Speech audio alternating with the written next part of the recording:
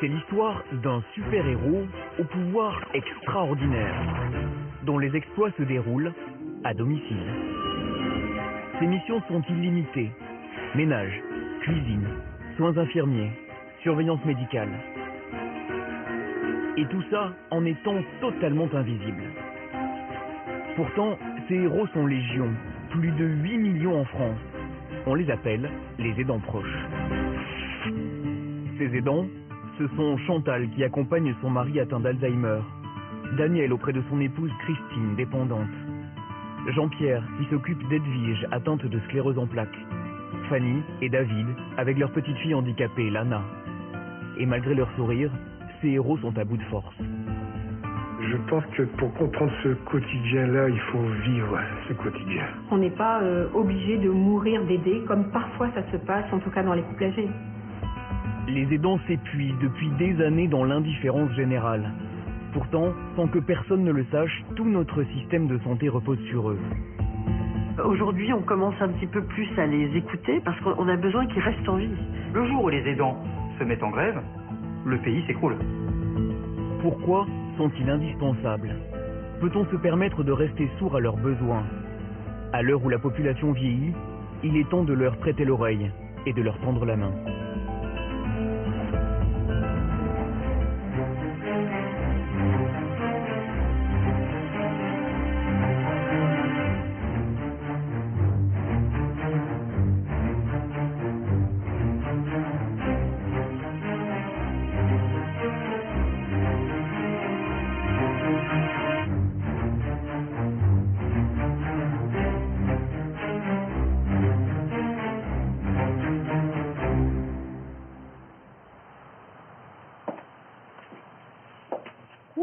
Il faut se lever. Il est 9h30 à peu près. 9h30? Ouais. Pourquoi tu te lèves? Ben, comme d'habitude. Donc, il faut que tu te lèves. Hein. Oui, oui. Donc, il faut que tu te lèves. Hein. Je vais te donner pour t'habiller. Il faut d'abord que tu mettes ça parce qu'on va les soigner après, les jambes. Il faut que je refasse les pansements là-bas. Bon, ça va aller. Voilà. Répéter la même chose, à l'infini, Chantal en a l'habitude depuis que Maurice est malade et qu'il rechigne à se lever. Il faut que je vienne Toujours qu'elle me dénigre. de nombreuses fois. Il faut que je vienne de très nombreuses fois. Ah là là. Où est-ce que je dois aller là? À moins que tu ailles aller aux toilettes, mais sinon, il faut aller dans la pièce là-bas. Maurice est atteint de la maladie d'Alzheimer depuis 4 ans. Qu'est-ce que je dois faire? Ben, tu te mets là, je vais faire les jambes. Chantal est devenue son seul repère, alternant les casquettes d'épouse et d'infirmière. Tourne-toi, mets les jambes là. Bon. Son premier geste le matin, c'est de contrôler les plaies que Maurice s'inflige inconsciemment durant la nuit. Ça fait mal? Non. Ça va. Ce sont des lésions de grattage. On a essayé différentes méthodes, mais on ne trouve pas de solution. Mais c'est régulièrement que vous le faites? Ah oui, tous les jours, parce qu'en fait, l'infirmière vient le soir, mais toutes les nuits, il enlève les pansements. Donc je suis obligée de les refaire le matin. Qu'est-ce que je dois faire? Donne-moi l'autre jambe, si tu veux. Et est-ce que Maurice il se laisse bien faire? Je vais faire pour soigner? Oui, ça oui. Oui, oui. Ça n'a pas de problème. Hein, tu te laisses bien faire? Ah oui. Tu trouves que je suis douce? Bah, il faut que ça se fasse, hein. Enfin. Et le lait, je la garde, hein.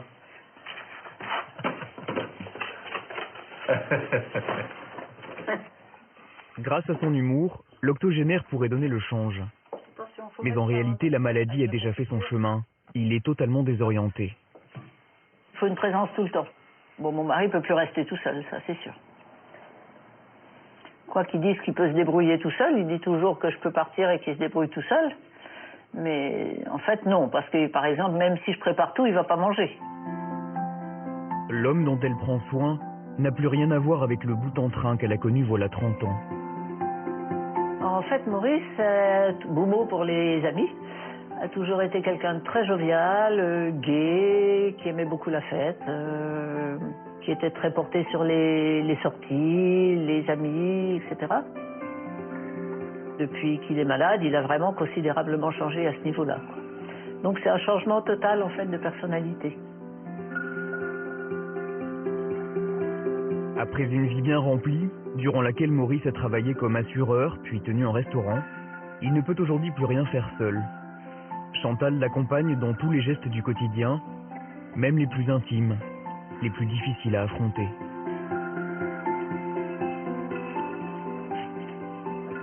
Là, il y a eu des problèmes d'incontinence. Je ne sais pas pourquoi je réagis comme ça, mais ça, c'est la chose que j'ai le plus de mal à accepter. C'est un peu la perte de la dignité et tout, quoi. Après, bon, il y a les problèmes courants, incontinence urinaire aussi. Bon, ça, c'est déjà plus facile à gérer, mais ça, c'est difficile, quoi. C'est arrivé tout à l'heure, sur le coup, ça l'a un peu choqué, mais il a complètement oublié maintenant. Ces moments, Chantal, elle, ne peut pas les oublier. Elle doit apprendre à vivre avec, depuis qu'elle a choisi de garder Maurice à la maison le plus longtemps possible, malgré l'évolution de la maladie. Ce qui m'empêche de le placer, je dirais que c'est lui, parce qu'il aime tellement être ici, que je me dis, il faut que j'essaye de tenir encore un petit peu, voilà. Sur les conseils des médecins, j'ai déjà rempli les dossiers. Tout est prêt. Mais j'ai pas encore réussi à faire la démarche de le faire. C'est très difficile, ça. Je sais où je vais aller, mais je n'ai pas encore réussi à faire cette démarche-là. Le choix de Chantal fait d'elle ce que l'on appelle une aidante familiale, une espèce en voie de développement.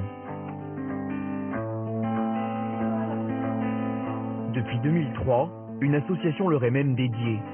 Leur dernière évaluation fait état de 8,3 millions de personnes qui accompagnent un proche dépendant. Un chiffre colossal et sans doute encore sous-estimé. On est quand même dans une situation où il n'y a jamais eu autant de personnes à aider et que c'est la raison pour laquelle il y a autant d'aidants. Alors pourquoi il y a autant de personnes à aider aujourd'hui ? Parce qu'on est sur une transition démographique tout à fait nouvelle. Les personnes qu'on appelle aujourd'hui les personnes âgées sont des personnes qui vivent longtemps, voire très longtemps, et elles vivent également très longtemps en situation de dépendance. À l'heure du papy-boom, la société semble découvrir le potentiel des aidants. Une étude de 2008, financée par un laboratoire pharmaceutique, en a même dégagé un profil type. Les aidants seraient ainsi plutôt des aidantes. Comme les femmes vivent plus longtemps que les hommes, c'est une des raisons pour lesquelles, effectivement, on se retrouve avec beaucoup de femmes aidantes. La deuxième partie des caractéristiques des femmes aidantes, une femme arrête souvent de travailler quand elle a un jeune enfant qui naît avec une maladie, un handicap grave. Mais l'image de la femme, sacrifiée sur l'autel de la famille, est réductrice. En recensant les aidants, les sociologues comme Serge Guérin ont découvert des maris, des enfants, et même pour 20% d'entre eux, des amis ou des voisins. Autant de visages d'un même élan de solidarité. On dit souvent, ah mais les gens dès qu'il y a un problème ils s'en vont, ah dans un couple dès qu'il y a un bazar ils s'en vont. Bien sûr que ça arrive, mais la réalité c'est que la plupart des gens, dans une société qui se prétend, qui nous dit on est tous égoïstes, on est tous juste mus par notre intérêt, par notre profit et tout ça, la réalité c'est que la plupart des gens, face à une difficulté, ils font face, ils sont là, et ils s'organisent.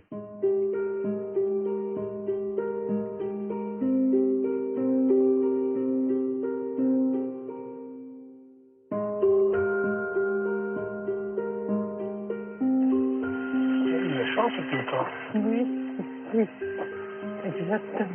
Je suis contente. Si Christine peut aujourd'hui marcher, c'est parce que Daniel n'a jamais baissé les bras. Tous les jours, on essaie de promener une fois le matin ou l'après-midi en fonction de ce qu'il y a. Et ça fait beaucoup de bien en plus. Vous tenez toujours la main? Ah oui, obligé. En fait, c'est pour l'équilibre. Il y aurait le risque de chute. Mais bon, je faisais déjà avant aussi, de toute façon. On a l'impression d'un jeune couple d'amoureux. Ouais. Bon, c'est un peu vrai aussi. De toute façon, ça fait 40 ans quand même, hein.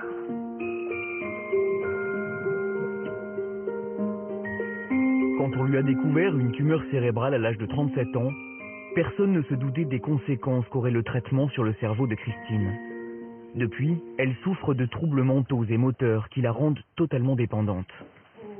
Daniel aurait pu placer Christine et refaire sa vie, comme la majorité des hommes dans ce cas-là. Il ne l'a même pas imaginé. pour se rattraper. Partir, non. Non, ça se moi pas. Moi, j'envisagerais même pas. Il y en a qui pensent des fois ces choses-là, mais je sais pas comment on peut penser à ça. C'est vraiment une démission. Donc, je suis pas un caractère à démissionner comme ça, non. Je vais te donner des bouts de terre à éplucher. Là? Oui. D'accord. Je me catastrophe. Oui. Depuis son opération, voilà 20 ans, Christine n'est plus capable d'initiative.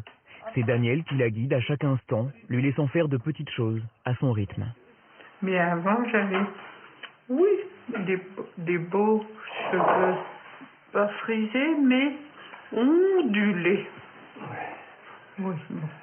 Bon, si je me mets à parler... On va pas avancer. C'est pas à toi que je parlais. Oui. C'est toujours de l'attention. Il faut toujours faire très attention. Bon, c'est sûr qu'il faut beaucoup de patience. Et après, il faut toujours prévoir aussi, toujours prévoir en avance. Je pense que pour comprendre ce quotidien-là, il faut vivre ce quotidien. Retraité, Daniel consacre la majorité de son temps libre aux travaux ménagers et à l'accompagnement de son épouse. Un sacrifice dont Christine, malgré le handicap, a pleinement conscience. Et pourquoi j'ai attrapé cette maladie? Hein? Oh oui. Ça nous fait 37 ans bien. Puis tout d'un coup, je suis tombée malade. Et voilà. Et Daniel, Noël, il a bossé à cause de moi. Voilà. Bon. Mais on s'aime, que voulez-vous qu'on fasse? Hein? On s'aime. Tu regardes aussi, hein?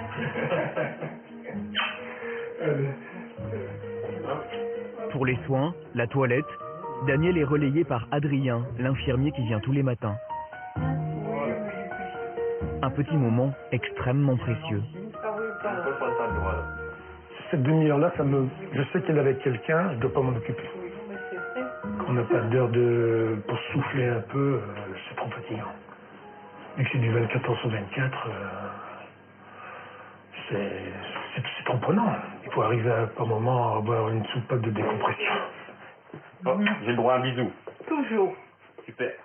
Adrien fait presque partie de la famille. Voilà, là, on peut passer dans la salle, Christine. Oui. Et la famille, du moins Daniel, fait presque partie du corps médical, traitant toujours Christine avec infiniment de psychologie. Comme elle met un certain temps pour faire des choses, si j'ai le temps, ben je laisse faire. Si j'ai pas le temps, je suis bien sur moi-même. On va aller plus vite. Voilà. Mais moi, je suis contente de pouvoir le faire. C'est pour ça que je te laisse faire aussi. J'étais contente pour le faire, voilà. Hein? Ouais, j'étais contente de pouvoir le faire. Voilà, bien. Et ça fait mieux maintenant? Il n'y a plus. Non. Il n'y a plus. Alors on va voir avec ça, c'est... Hop. Voilà. Allez. Être aidant, c'est un emploi à plein temps, un métier qui ne s'arrête jamais et qui parfois prend toute la place.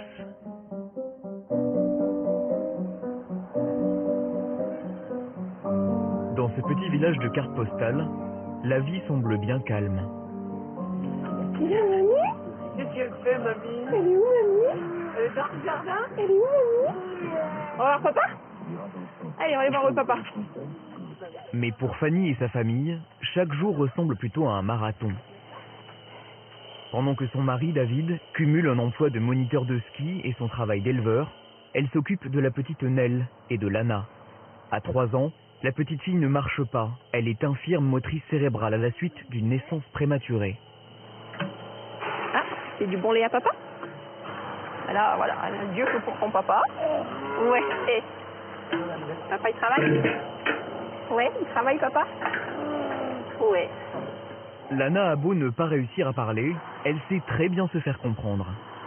C'était notre grande peur avec Lana, c'était de ne pas pouvoir communiquer avec elle. Quand on nous a parlé de handicap, on nous a annoncé vraiment des handicaps très très lourds. Il s'avère que c'est entre guillemets moins pire que ce qu'ils nous avaient annoncé. Mais notre principale peur, c'était pas la marche, c'était pas ces choses-là, c'était de pas pouvoir communiquer avec Lana. Quand on la voit se marrer, quand on la voit essayer de communiquer avec nous, ça c'est vraiment ce qui nous aide un petit peu à continuer ce qu'on fait, quoi. Voilà. Depuis la naissance de Lana, toute la vie de la famille s'est organisée autour d'elle. Ses parents n'ont qu'une obsession, la stimuler pour la faire progresser. Qu'est-ce qui se fait? Qu'est-ce qui se passe? Ça commence dès le matin par une séance de kiné que David pratique lui-même selon des gestes appris avec un professionnel. Allez encore. Allez. Allez. C'est bien. C'est très grand. Oh là là. Allez. On la stimule beaucoup justement pour garder un maximum de souplesse le plus possible. Et éviter les déformations orthopédiques, etc. pour essayer de lui donner un meilleur avenir possible. Là, on y croit vraiment, vraiment, vraiment. Hein? Et même si aujourd'hui, Lana n'est pas très motivée, David sait que sans ces 3/4 d'heure d'exercice quotidien, la petite fille ne serait pas aussi tonique. Pour l'instant, elle ne tient pas assise, mais la tenue axiale, donc du dos, est de mieux en mieux et on a espoir que ça va arriver bientôt. Hein, mais c'est pas facile, c'est un long chemin. Bon, tu fais triste ou tu fais sourire? Bah, tu sais pas. Tu fais sourire. D'accord. Ça oui. Lana ne peut rien faire toute seule. David et Fanny s'organisent pour que l'un d'entre eux soit toujours à ses côtés, nuit et jour. Lana est devenue une priorité et la priorité pour nous, c'est qu'on lui donne toutes les chances qu'elle peut avoir. C'est ce qui est important. Au jour d'aujourd'hui, elle a pas eu de chance sur la distribution des cartes, elle a un très mauvais jeu et il faut lui apprendre à bien jouer pour arriver à gagner avec les peu de cartes qu'elle a. Voilà. C'est ça qui est difficile pour Lana. Mais elle nous renforce tout le temps parce que c'est une petite fille pleine de courage. Elle pourrait donner des leçons à beaucoup de monde parce que tout est dur pour elle. Tout est dur de vouloir attraper quelque chose. Tout est difficile, tout le monde a un effort surhumain et elle est prête à le faire tout le temps. Et quand ça va pas, elle est là pour nous monter le moral avec son sourire légendaire, quoi. C'est dur pour elle, mais on sent qu'elle est heureuse. Mais elle est heureuse. Lana, c'est une petite fille heureuse. C'est peut-être plus dur pour nous, de toute façon, pour l'instant, que pour elle. Oui, je pense, oui. Je pense aussi. On va jouer avec maman? T'es prête? T'es prête? Allez, encore. Pour Fanny, comme pour tous les aidants de personnes dépendantes, l'attention ne faiblit jamais. Bien sûr, il y a les intervenants extérieurs, infirmiers, kinés, orthophonistes, mais personne ne pourra jamais remplacer leur travail de chaque instant.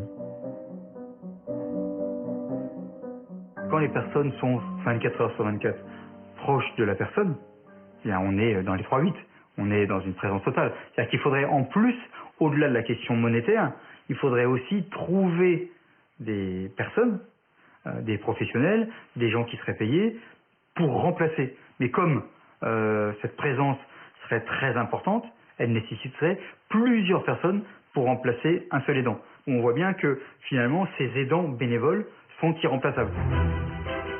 Irremplaçable, admirable, héroïque. Les qualificatifs ne manquent pas pour vanter les mérites de cet engagement. Mais la médaille qu'on leur remet si volontiers est bien lourde à porter. Tellement lourde que parfois les aidants s'écroulent. Un drame de la solitude et du désespoir dans le Val d'Oise. Une mère de famille a tué sa fille de 27 ans, lourdement handicapée. Un homme de 80 ans est jugé pour avoir tué sa femme. C'est une histoire d'amour qui a duré 48 ans. Mais pour cet homme, les 8 dernières années ont ressemblé à un calvaire, pendant lequel il a veillé sur sa femme atteinte d'Alzheimer. La mère de la victime s'occupait toute seule de son fils depuis la mort de son mari il y a 9 mois. Elle aurait mis fin à ses jours en l'étranglant. Elle me disait qu'elle était fatiguée, qu'elle n'en pouvait plus, et elle faisait de la dépression. Si tous les aidants ne commettent pas l'irréparable, tous frôlent un jour le même désespoir. Celui qui surgit quand on doit gravir, seul, une montagne d'obstacles.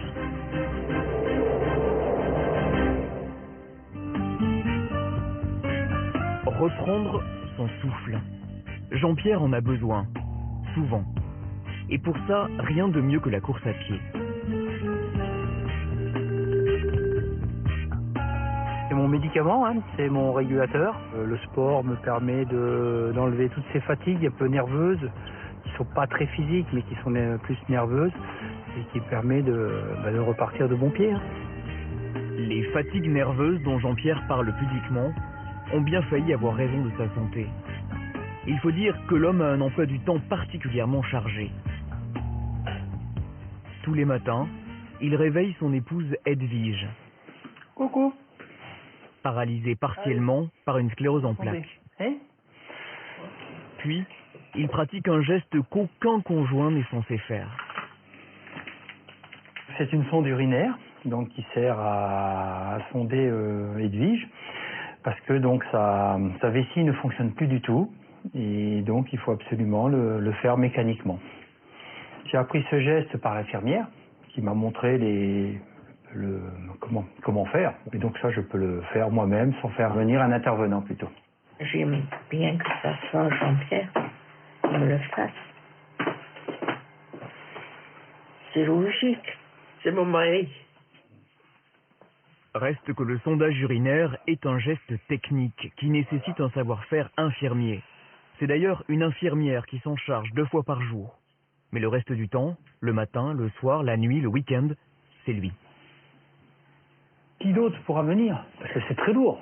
C'est très lourd aujourd'hui, faire venir 4 ou 5 fois des personnes. Bon, 1 ou 2 fois, ça peut encore aller quand c'est des heures régulières dans la journée. Mais après, dans des heures plus tard que 8 heures et plus tôt que 7 heures du matin, c'est pas évident de faire venir du personnel. Hein. C'est là qu'il faut gérer. Hein. Parce que les sondages, c'est 365 jours sur 365. Hein. Il n'y a pas photo. Hein. À cause de l'évolution de la maladie, Edwige a besoin d'aide pour chacun de ses déplacements. Avant, je la soulevais à la main, mais bon, elle avait quand même encore la mobilité au niveau de ses jambes, donc elle nous aidait beaucoup. Là, bon, elle peut plus nous aider beaucoup avec ses jambes, donc là, on est obligé de prendre l'appareil. Hein. L'appareil a sauvé le dos de Jean-Pierre qui commençait à montrer de sérieux signes de fatigue. Mais l'épuisement n'est pas seulement physique. Car à 57 ans, il est encore actif. C'est le cas de la moitié des aidants. Et voilà. Voilà. Allez, tu peux déjeuner. Quand il n'est pas l'infirmier de sa femme, il dirige le service des pièces détachées de ce garage de Toulouse. Ouais, on disque et plaquettes, normalement j'ai du stock. Et le capteur est 48-72 heures pour commander. L'équivalent de 2 emplois qu'il a dû mener de front, jusqu'à ce que son corps lâche. C'est un travail qui s'arrête jamais. Il commence à 6 heures le matin et il s'arrête à 9 heures moins le quart le soir. Je m'investis beaucoup dans le travail aussi.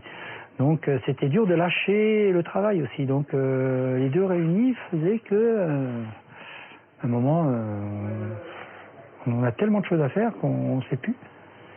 Puis on voit pas la fatigue arriver et puis voilà. L'année dernière, Jean-Pierre s'est effondré. Burn-out. Après 2 sciatiques consécutives et une opération de la thyroïde. C'est peu dire que son rythme de vie a une influence sur sa santé. Et son cas est loin d'être isolé. Être aidant, c'est effectivement épuisant parce que petit à petit, on arrête les relations sociales, on arrête de sortir, les tâches sont extrêmement lourdes et elles sont d'autant plus lourdes qu'elles touchent l'affect des personnes. Et donc on assiste aujourd'hui encore à quelque chose qui s'appelle l'épuisement des aidants, qui est un véritable fléau. En 2010, la Haute Autorité de Santé s'est penchée sur la santé des aidants, et en particulier les proches d'un malade Alzheimer. Les conclusions sont éloquentes. La moitié d'entre eux souffrent de dépression, et la liste des pathologies ne s'arrête pas là. Il y a des impacts sur la santé des aidants. On a des preuves par des études scientifiques que les aidants sont plus soumis à des maladies cardiovasculaires ou à des maladies qui peuvent avoir comme l'un des facteurs déclenchants le stress. Les aidants familiaux consomment plus que la moyenne de psychotropes. Une majorité des aidants familiaux sont dans des schémas de dépression aiguë, sévère. Les aidants sont plus malades que le reste de la population, au point de faire chuter gravement leur espérance de vie. certaines études laisseraient à penser qu'on peut avoir même une perte d'espérance de vie d'une dizaine d'années. Donc dans certains cas, ça peut être en effet extrêmement lourd. Et du coup, ça veut dire que dans de nombreux cas, l'espérance de vie de l'aidant devient inférieure à l'espérance de vie de l'aidé. Les chiffres sont alarmants. Chez les aidants du grand âge, 1 sur 3 mourrait avant la personne qui l'accompagne, faute de prendre soin de sa propre santé.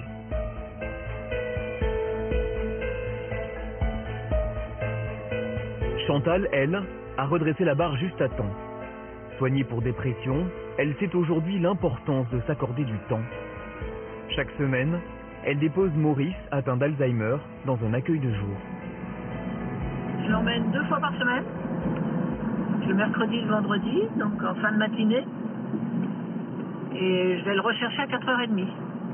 Pendant ce temps-là, moi, j'essaye de faire ce que je ne peux pas faire autrement, c'est-à-dire je fais les courses. Je vais chez le kiné régulièrement pendant cette période-là, et puis ben voilà, à peu près. Ça va? En forme? Ah ouais, il faut bien. Bonjour. Ça va? Dans cette unité médicalisée, les patients dépendants sont accueillis seulement pour la journée. Bonjour monsieur. Bonjour. Je m'appelle Maïté, je suis étudiante aide-soignante. Enchanté. Moi de même.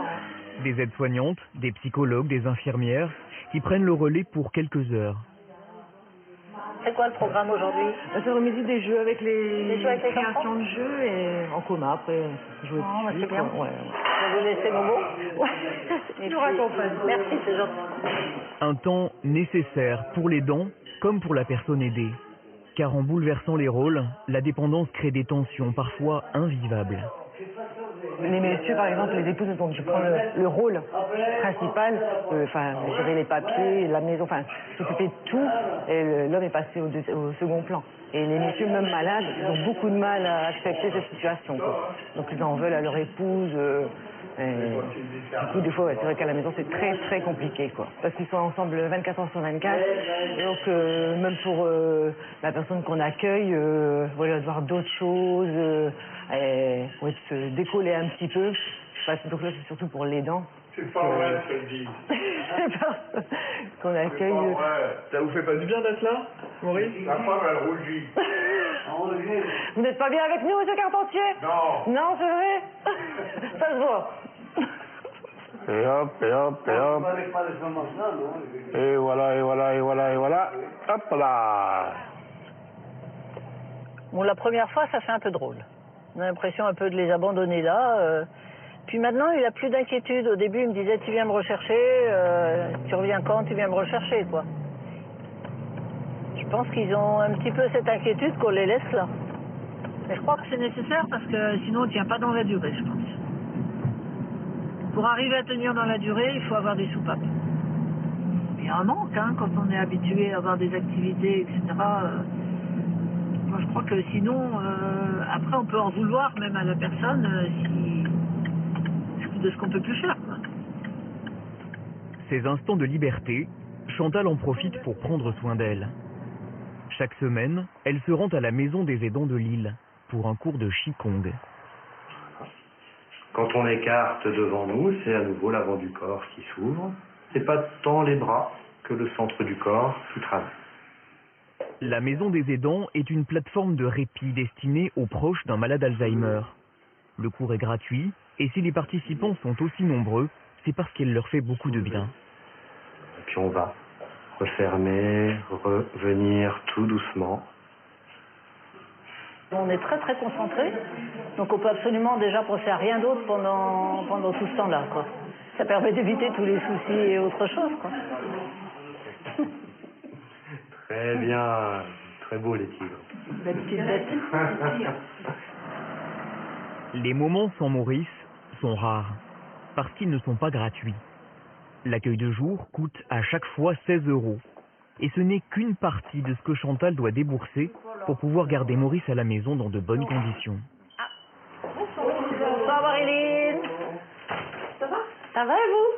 Les soins infirmiers, comme ceux apportés par Marilyn tous les soirs, sont pris en charge par la sécurité sociale. Mais pour l'auxiliaire de vie qui soulage Chantal de la toilette et d'une partie du ménage, les allocations sont loin d'être suffisantes. En gros, si vous voulez, j'ai un remboursement à peu près du quart de ce que je dépense, quoi. Donc il y a un moment, bon, je paye, mais il y a un moment où on ne peut peut-être plus payer, quoi. Et normalement, pour assurer un maintien à domicile correct, il faudrait que j'ai plus d'aide, c'est certain.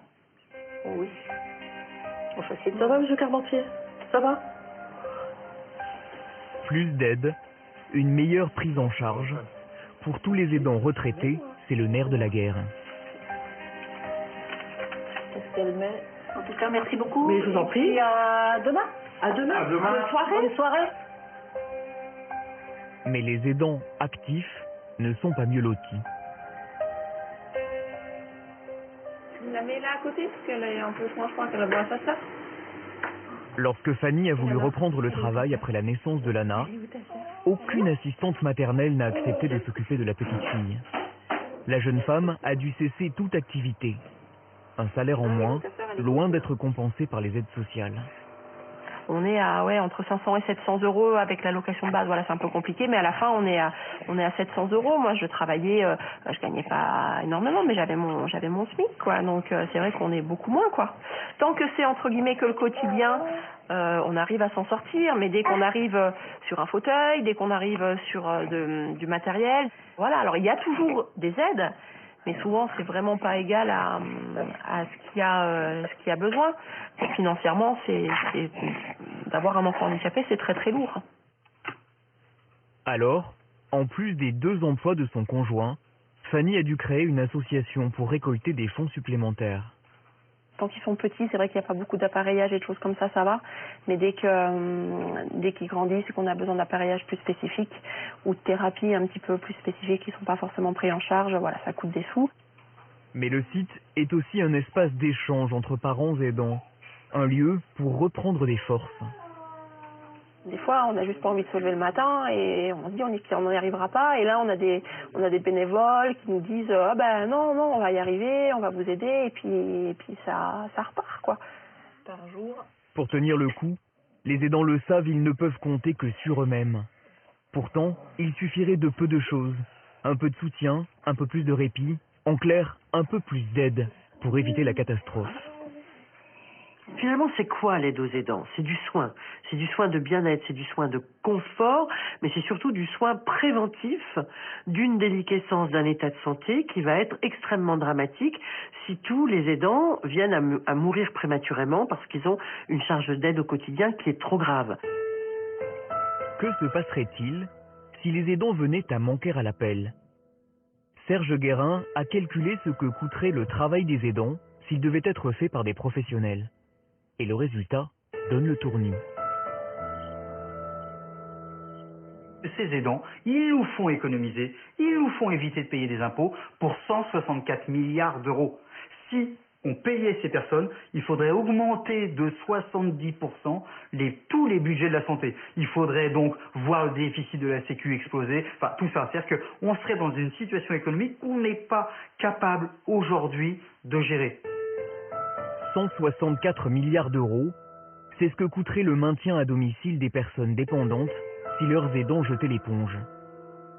164 milliards d'euros, c'est un tiers du budget total de la sécurité sociale. Autant dire que sans les aidants, c'est tout le système de protection sociale qui serait en péril. L'intérêt de l'État, c'est de protéger, accompagner, soutenir, bichonner les aidants, parce que finalement, ils permettent une économie extraordinaire par rapport au faible coût qu'ils représentent.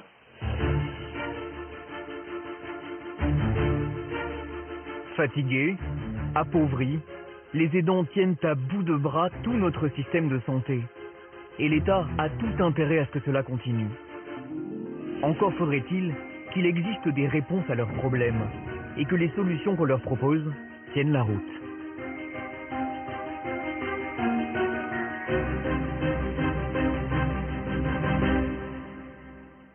On va juste faire un petit rappel sur la communication, très rapide. Parmi les réclamations des aidants, il y a celle d'être formés pour ce qu'ils accomplissent tous les jours. C'est aujourd'hui possible et même pris en charge par l'État. Par exemple, quand vous lui parlez et qu'il contourne le regard, ça c'est un acte de dérivation, ça veut dire qu'il n'est pas du tout dans le dialogue.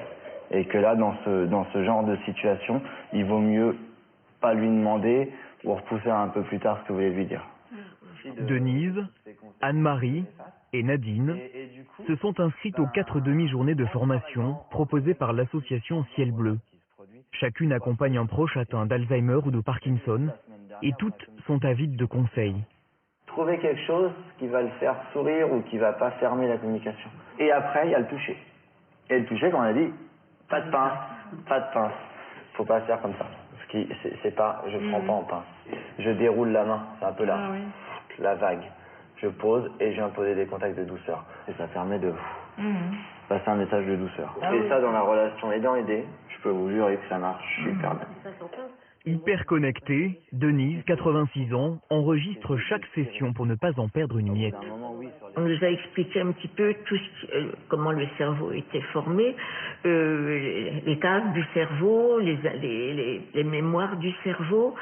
Tout ça, moi, j'en savais rien. Donc ça nous a déjà beaucoup appris sur la manière de réagir. Ça m'a déjà beaucoup aidé. Ça m'aide parce que c'est vrai qu'au début, j'ignorais comment lui parler, comment répondre, etc. Parce que moi, je suis plutôt très tonique. Et bon, ça m'énervait. Donc après, mais je te l'ai déjà dit. Bon, maintenant, je dis, mais c'est pas grave, voilà. Mais c'est pas facile à faire. Hein. Donc, avouer leurs limites, vider un sac devenu trop lourd pour continuer à avancer, c'est aussi ça que viennent chercher ces aidantes. Sur mon ordinateur, j'ai mis la photo des trois arrière-petits-enfants et il les découvre tous les jours. Mais dans ce genre de cas qui peuvent être un peu énervants, pas se souvenir de ses arrière-petits-enfants, faut juste savoir que ça s'est passé dans sa mémoire à court terme, qu'elles peuvent être quelques mois ou quelques années. On répète. Et du coup, faut répéter. Je répète tous les jours quand il les voit. Il dit, regarde, ils sont mignons. Je dis, c'est ses petits-enfants. Ah oui, c'est pas Sacha, le grand. Enfin bon, je répète tout le temps. Entre écoute et conseil, Benoît distille des informations capitales, comme celles qui concernent le risque de chute. Vous allez me pousser. Vous ne laissez pas faire. Bon, là, ça tombe, ok. Et maintenant, vous allez me pousser. Allez, venez me pousser. Oui, mais là, c'est plus dur, forcément. Plus fort. Là, c'est moi qui pourquoi? Parce que vous avez vu, j'ai juste agrandi mon polygone de tentation. Donc, il faut repérer les situations à risque dans votre relation aidant-aidé. Situation à risque, c'est dans cette position-là, il y a un risque parce que le polygone de tentation il est petit, ou alors qu'il croise les jambes. Donc si vous l'avez comme ça un jour, vous allez prendre la jambe et vous lui écartez. Tout doucement. Pour cette formation, 11 participants s'étaient inscrits. Ils ne sont aujourd'hui que 3. Car si les aidants sont demandeurs d'informations, ils ont du mal à laisser leurs proches. C'est la grande limite de ce genre de stage. Là, ça va tanguer un peu plus. Ce qui est difficile pour toucher les aidants, je pense que la première chose, c'est de lâcher prise. C'est des gens qui ont du mal à lâcher prise alors qu'ils en ont besoin. Ils ont besoin d'exprimer, ils ont besoin de pleurer parfois. Ils ont besoin d'avoir de l'information, d'être sensibilisés sur des questions qui les touchent à leur cœur parce que c'est leur aidant familial, donc c'est une personne très proche. C'est très compliqué de se dire je vais partir 3 heures voire 4 heures le temps du trajet et laisser la personne aider toute seule. Et nous c'est vraiment ce qu'on fait passer autour de cette formation, c'est prenez du temps pour vous parce qu'au bout d'un moment c'est vous qui êtes dans la situation d'aider. Prendre du temps pour soi, l'éternel casse-tête des aidants, l'éternelle utopie, à moins qu'il n'existe une solution. 9,50 aussi.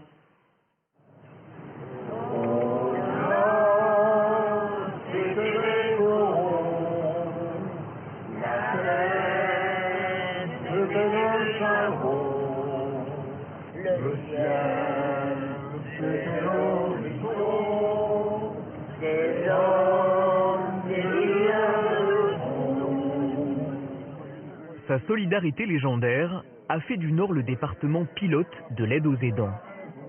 Dans ce car, en partance pour la Côte d'Opale, on retrouve Daniel, Christine, Chantal, Maurice et tous les couples qui fréquentent la maison des aidants de Lille. Car en plus des groupes de parole et des moments de détente qu'elle propose aux aidants, la structure organise aussi chaque année un voyage pour les couples aidants aidés. faire découvrir à l'aidant qu'il est possible de se faire aider et de passer la main à une tierce personne qui va savoir, qui va prendre le relais et qui va aussi lui libérer non seulement du temps, mais avec un œil de professionnel, peut-être aussi lui apporter des stratégies qu'il pourra mettre en place à la maison. Pendant 5 jours, les membres de la maison des aidants vont prendre le relais. Bonjour. Et ça commence dès le lever. Ça dort encore, monsieur Carpentier? Bonjour, c'est Isabelle.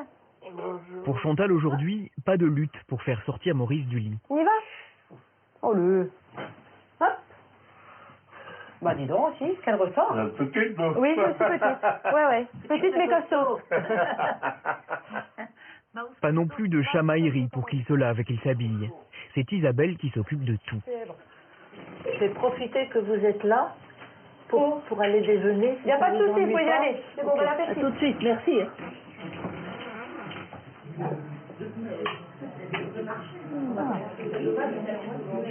C'est bon, hein, c'est des bons petits déjeuners, hein, ça. C'est sympathique, puis on se fait servir. En plus, Oh, c'est le paradis, là. Ça, c'est les vacances totales, on les prend en charge complètement. Tout le côté, je dirais, difficile pour nous est assumé par les personnes qui nous encadrent. Donc ça, c'est quand même énorme. C'est quand même énorme. Chantal a retrouvé Janie et Annie-Claude, qu'elle avait rencontrées lors d'un précédent séjour. Janie accompagne sa sœur, atteinte d'une maladie neurodégénérative. Pour elle, comme pour moi, c'est très important. Voilà. Ben parce qu'on a l'impression de vivre un moment un peu exceptionnel, malgré la maladie. Et puis, pour moi, c'est un accueil extraordinaire parce qu'ils ne pensent pas seulement organisation, ils pensent humainement. Beaucoup de bien. Ah oui, beaucoup. Pour la plupart des couples aidants aidés, ce type de séjour financé en partie par les deniers publics est la seule possibilité de partir encore en vacances. En fait, je fais le déambulateur. Allez-y, prenez un petit verre. Alors maintenant, je vais vous expliquer un petit peu, justement, comment est fait l'hydromel. La seule façon de partager autre chose qu'un emploi du temps dicté par la maladie. Donc nous, ici, on va le faire à chaud. Ça permet d'échanger les idées, déjà, et puis de se détendre un peu. Rester tout le temps à la maison, après, ça serait trop difficile, quoi. Le bénéfice de ce type de répit est primordial, à tel point que des expériences comme celle de Lille devraient bientôt se généraliser. Au ministère des Affaires sociales, le répit des aidants du grand âge est au cœur d'un nouveau projet de loi. Une loi en gestation depuis des années qui, pour la première fois, promet de leur reconnaître un semblant de statut. Le fait de reconnaître par la loi l'existence des proches aidants, ce qui n'était pas le cas jusqu'à présent, c'est déjà un début de statut. Le fait de donner une prestation sociale nouvelle avec le droit au répit, c'est un début de statut. Le droit au répit prévu par la loi, c'est 500 € par an et par aidé. Le prix d'une semaine de vacances comme celle que nous avons vue. Reste que pour ce droit au répit, la loi prévoit 78 millions d'euros. 78 millions, divisé par 500, on se rend compte que seules 156 000 personnes pourront en bénéficier. 156 000 sur des millions d'aidants.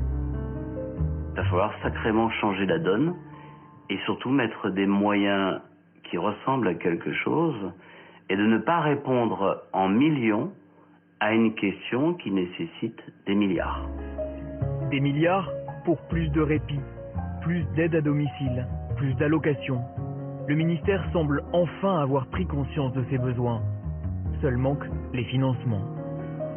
On fait au mieux avec des dépenses nouvelles dans un contexte qui n'est pas un contexte qui est celui des dépenses, mais qui est plutôt le contexte de la maîtrise des comptes publics.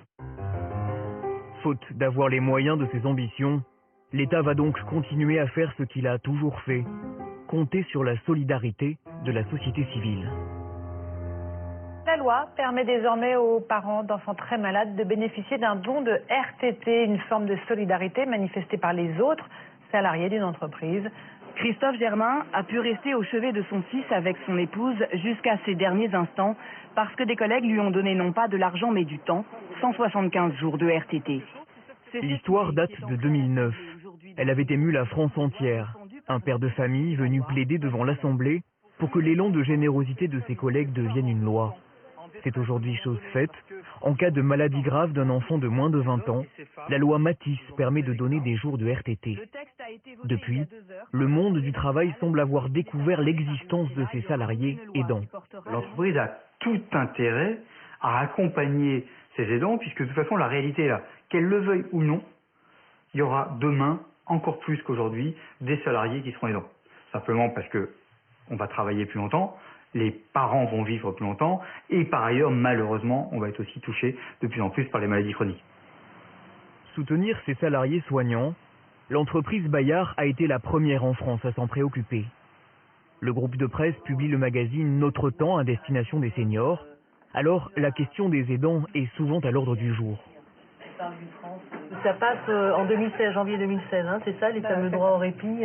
Donc on va pouvoir observer des gens qui se préparent à pouvoir bénéficier de cette nouvelle mesure. Oui. Rien d'étonnant donc à ce que les dirigeants du groupe connaissent tout de cette problématique. J'espère que ça s'enrichit le jour. Beaucoup d'aidants hésitent à se faire aider. Ils culpabilisent par rapport au fait de se faire aider parce que quelque part c'est un peu un tabou, le grand âge, c'est pas quelque chose dont on parle volontiers. Une jeune maman, elle est fière d'avoir son bébé, elle le montre à tout le monde. Quand vous êtes aidant, vous n'avez pas à le dire à tout le monde, ce n'est pas forcément un sujet de fierté. C'est extrêmement difficile et c'est en plus psychologiquement peu valorisant. Responsable, bonjour, Nexan à votre écoute.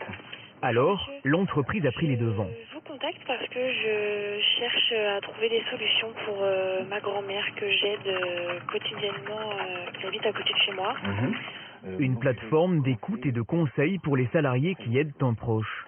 Le service est gratuit, il propose avant tout de l'information sur les solutions qui existent. Soins à domicile, accueil de jour, allocation, toutes les possibilités servies sur un plateau. Je vais rechercher ces aides à domicile. Sur quelle ville réside-t-elle? Alors elle habite dans le 15e arrondissement de Paris. Donc à Paris dans le 15e. D'accord. Un gain de temps non négligeable pour le salarié, mais aussi pour l'entreprise. Quand ça vous tombe dessus, généralement vous n'y êtes pas préparé et ça impacte énormément toute votre vie, et en particulier la vie professionnelle. Si vous voulez appeler des administrations, vous ne pouvez pas appeler le soir, vous ne pouvez pas appeler à l'heure du déjeuner, ni le week-end, donc vous êtes obligé de vous en occuper sur votre lieu de travail.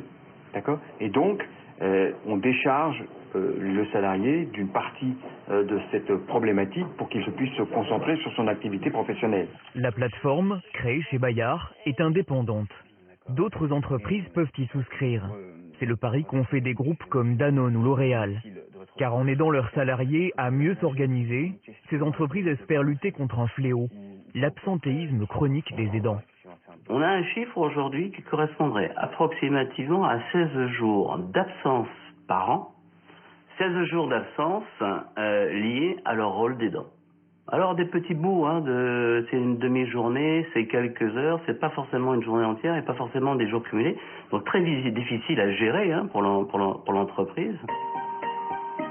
Cet absentéisme a un coût. 350 millions d'euros par an pour les entreprises françaises. Un constat économique qui a sans doute plus de chances de trouver un écho que la simple voix des aidants. La pluie, le vent vont creuser ces traces et ça va accentuer le phénomène d'érosion naturelle déjà, avec le risque que la falaise elle vous emporte. Sur la côte d'Opale, le séjour de répit de la Maison des aidants de Lille touche à sa fin. Pendant 5 jours, cette voix qui d'habitude se perd dans l'indifférence a été libérée, entendue. Et c'est rien de moins que la force de continuer que Chantal, Daniel et les autres ont retrouvée. Ça permet de dire, on arrive à faire des choses encore, et ça c'est important. Parce que je me dis, on va pouvoir projeter de faire autre chose encore plus tard. L'avenir éventuellement de vacances, c'est très compromis puisqu'on ne peut plus aller nulle part. Et l'avenir futur, je me dis que ça peut nous permettre, me permettre à moi surtout de me ressourcer un petit peu et de tenir le plus longtemps possible, quoi. c'est dans ce sens-là surtout que ça peut m'aider à envisager l'avenir plus sereinement, quoi. Envisager l'avenir, c'est ce que réclament tous les aidants. C'est aussi l'intérêt de la société tout entière. Reste à faire évoluer notre système de santé, tellement centré sur le malade qu'il en oublie l'importance de ses proches qui le tiennent debout. La considération de l'aidant implique de bouleverser toutes nos références en matière de santé publique. La notion d'aidant implique de penser une société inclusive, ça c'est les termes de l'ONU, une société pour tous et pour chacun, où on va prodiguer du soin là où la personne est et là où elle souhaite être. On est au début de quelque chose qui est de l'ordre de on va prendre en considération dans l'action du soin le malade et celui qui est au plus proche du malade. Donc c'est vraiment une révolution culturelle qui dépasse largement la question des aidants, qui est celle de comment on invente une médecine du XXIe siècle sur l'accompagnement des personnes qui sont touchées tout au long de leur vie. Les super-héros de l'aide, jusqu'alors invisibles, nous regardent aujourd'hui droit dans les yeux pour nous dire leur fierté, leur engagement, mais aussi leur fatigue et leur désespoir, pour nous rappeler qu'un jour ou l'autre, nous pouvons tous faire partie des leurs.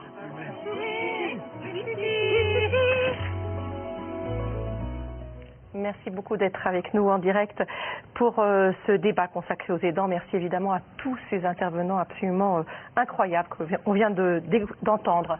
Alors avant de répondre à vos questions avec nos experts qui sont autour de nous, quelques nouvelles depuis le tournage de ce documentaire en avril dernier. La situation de certains de ces témoins a évolué.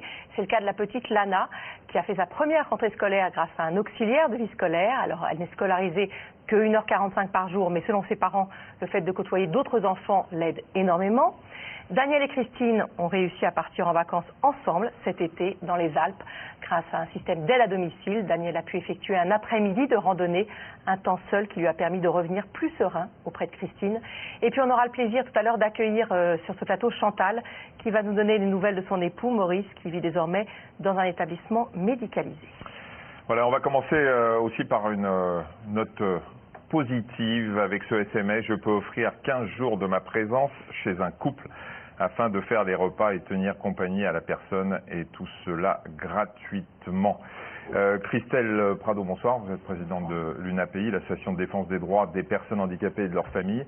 Alors concrètement, et sûrement pas mal de personnes qui nous ont regardé ce soir, qui ont regardé ce document et qui ont envie d'aider, comment on fait concrètement? On va voir qui? On s'adresse à qui? On s'inscrit où?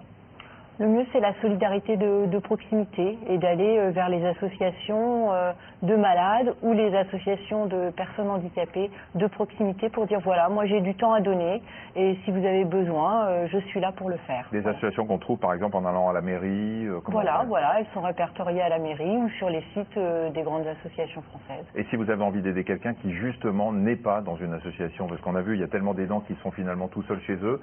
C'est là aussi la proximité, le voisinage, on sait, on entend parler d'une personne. Oui, alors là, forcément, c'est la mairie, mais c'est vrai qu'avec l'âme associative que j'ai, je ne peux que vous dire que c'est dans le collectif, qu'on trouve des solutions, voilà, forcément, jamais tout seul, c'est l'horreur d'être tout seul. Alors, Daniel nous dit les rapports conflictuels entre aidants et aidés ne sont pas rares. Comment sortir de ces situations tyranniques? Une autre question, quelle est la juste attitude face à l'agressivité d'une personne qui souffre, demande François. Jean-Luc Noël, bonsoir. Bonsoir. Vous êtes psychologue clinicien à l'hôpital Sainte-Périne à Paris. Comment on gère effectivement comment on se comporte face à une personne qui souffre comme ça? Et le conflit est inhérent à la relation. Le conflit va être inhérent parce que la personne souffre et parce que la personne nous met aussi en situation d'impuissance et en difficulté. Donc comment on fait là? C'est toute la question. Comment on fait pour gérer ça? Déjà la compréhension.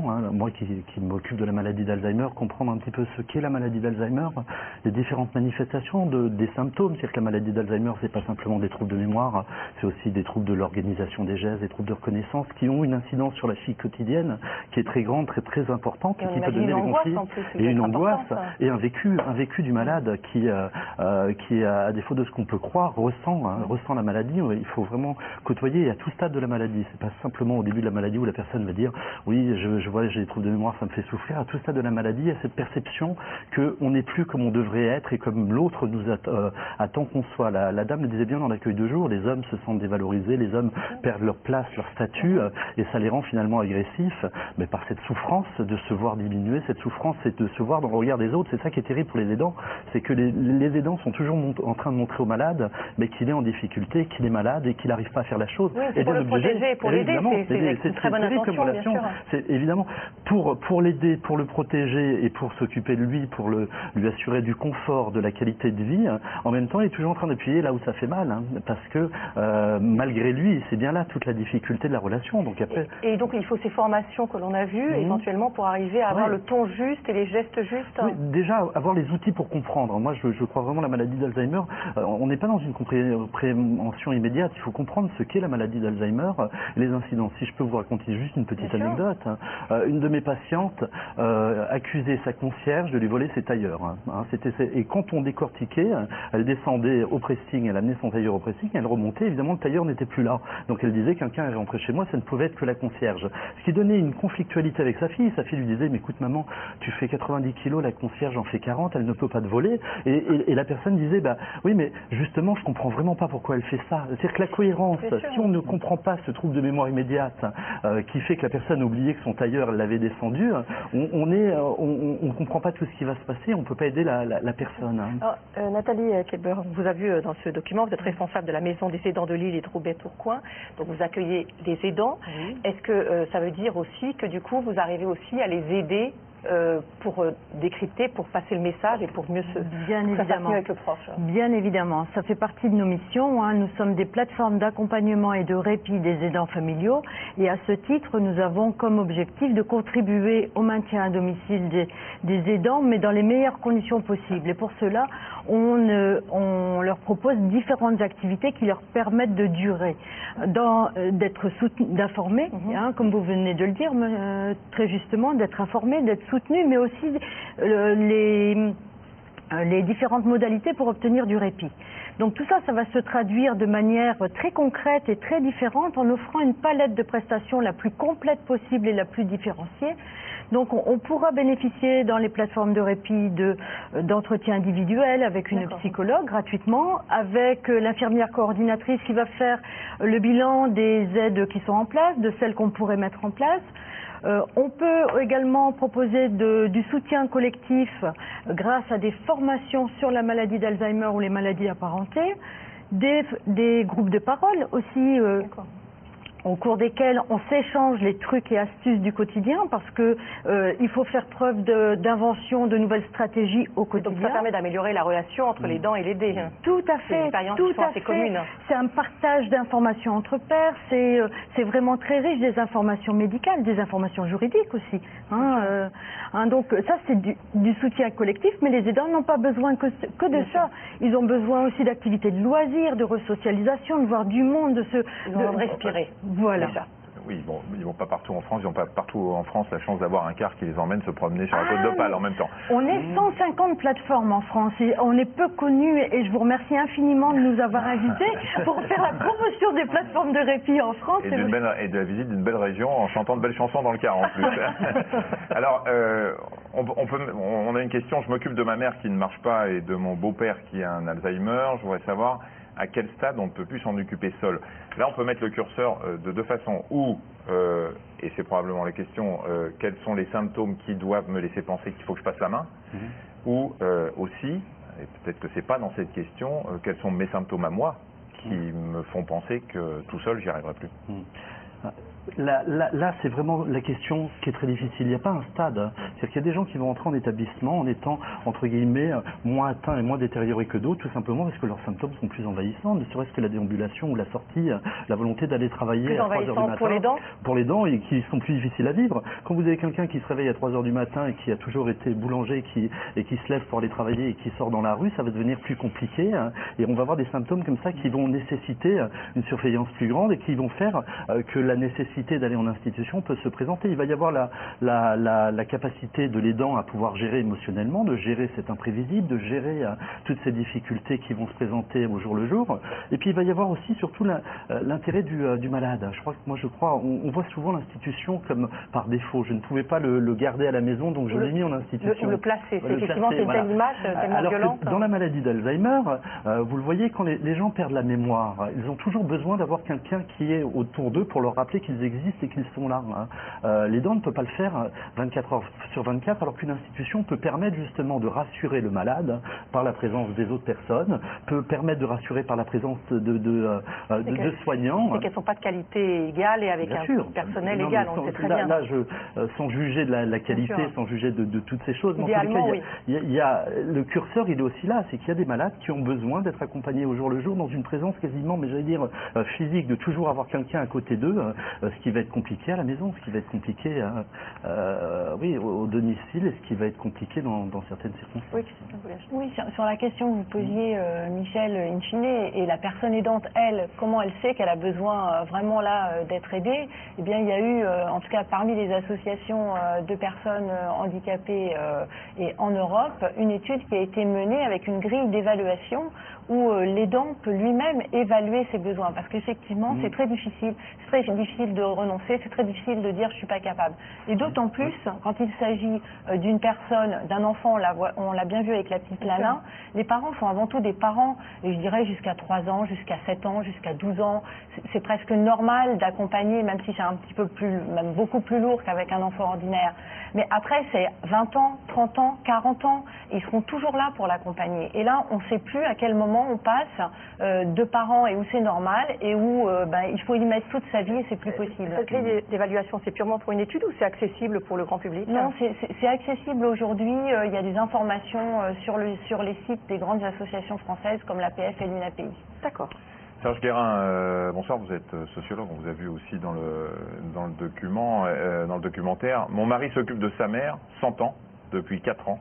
Dépendance totale, surveillance constante, je l'aide comme je peux, notre vie est entre parenthèses.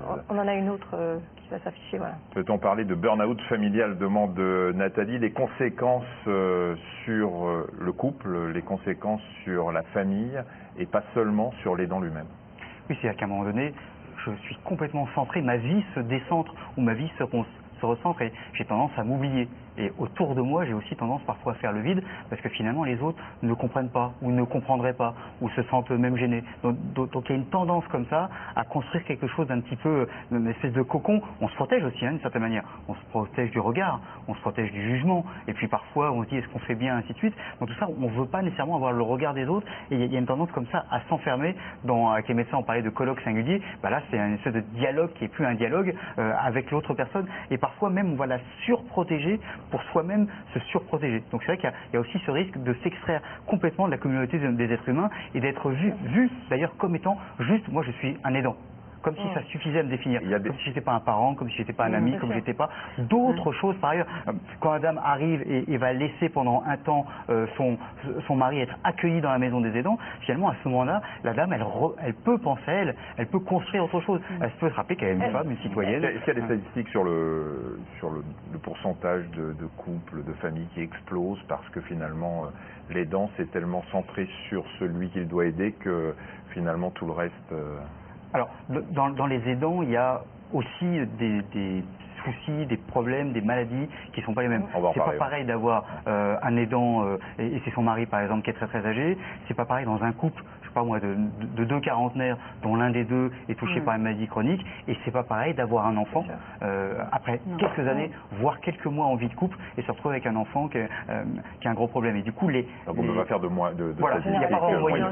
C'est 3 situations. Si déjà on résumait à ça fait déjà 3 situations différentes. On pourrait dire que les plus âgés sont sans doute pour plein de raisons, y compris parce qu'il y a une histoire de 40 ans derrière, finalement, ou 40 ans, ou 50, ou 60, mais du coup, voilà, ils sont beaucoup plus centrés alors que les autres peuvent avoir d'autres tentations.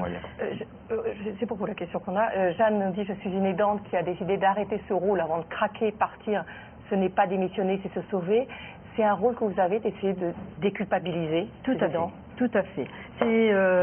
C'est en cela que les psychologues de la Maison des Aidants font un travail formidable, hein, et toute l'équipe. C'est de pouvoir se dire que personne n'est capable de travailler 7 jours sur 7, 24 heures sur 24 des années consécutives.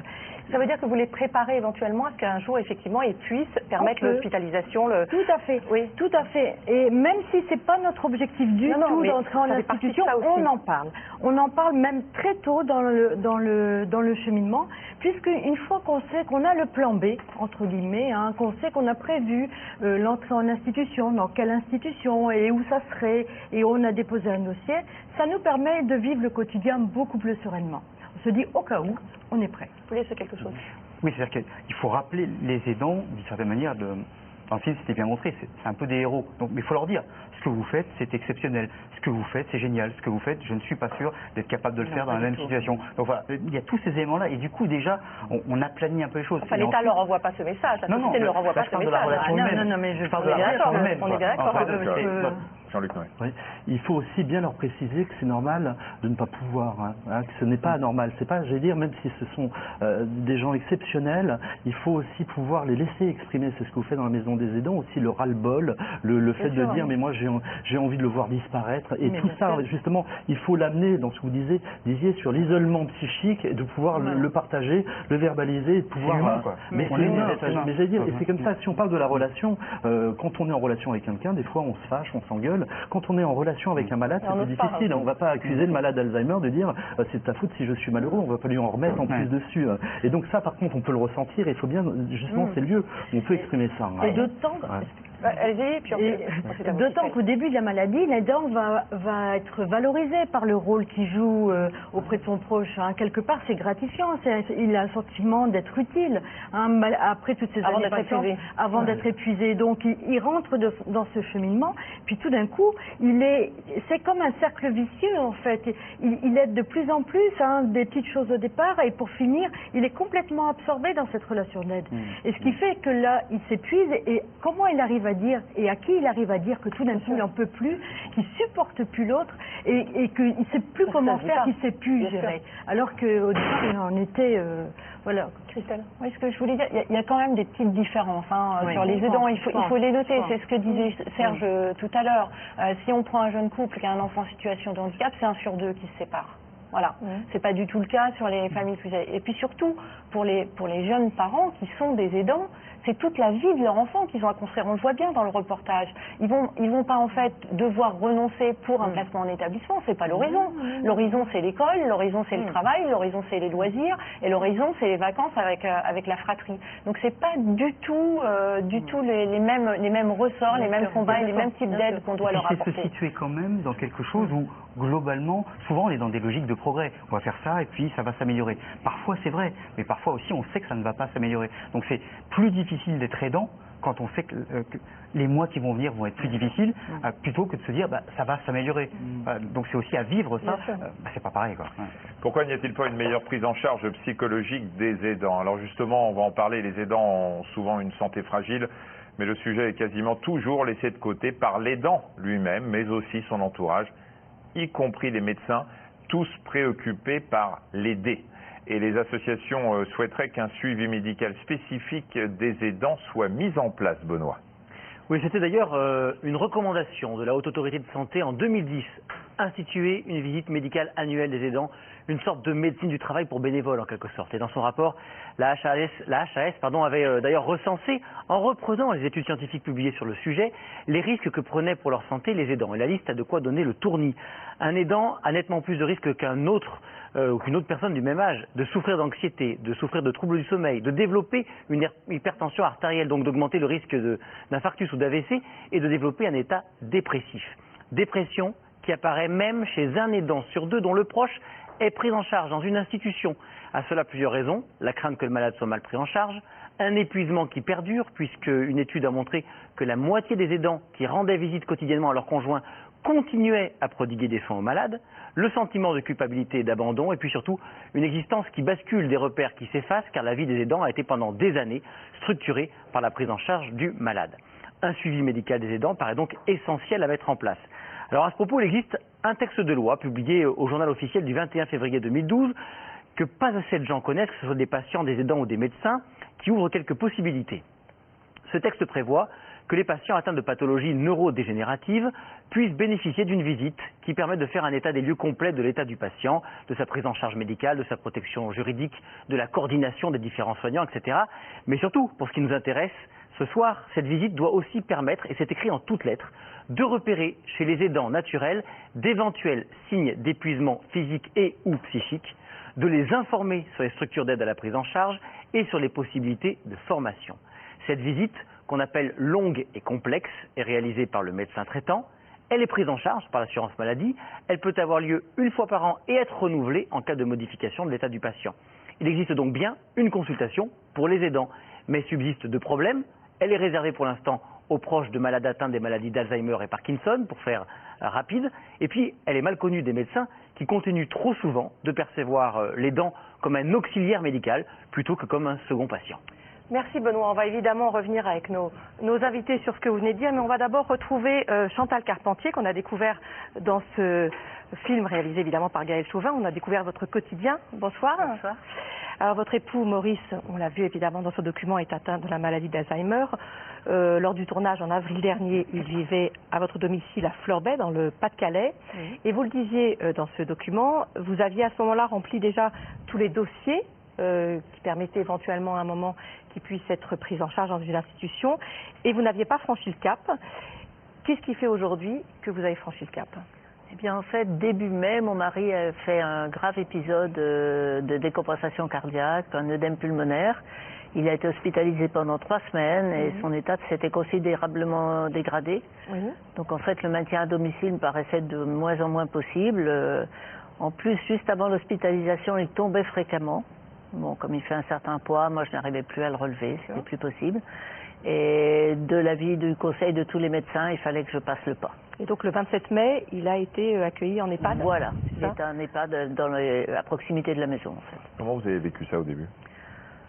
À la fois d'une manière un peu culpabilisante, je me dirais, avec un peu l'impression de l'abandonner et tout, mais d'un autre côté, avec un sentiment quand même très rassurant, en me disant que c'était là où il était le mieux, le plus protégé, le plus en sécurité. Alors on a vu votre quotidien en avril dernier. Oui. Aujourd'hui, votre quotidien, seul, avec lui, c'est quoi? Vous y allez à quel rythme? Comment ça se passe?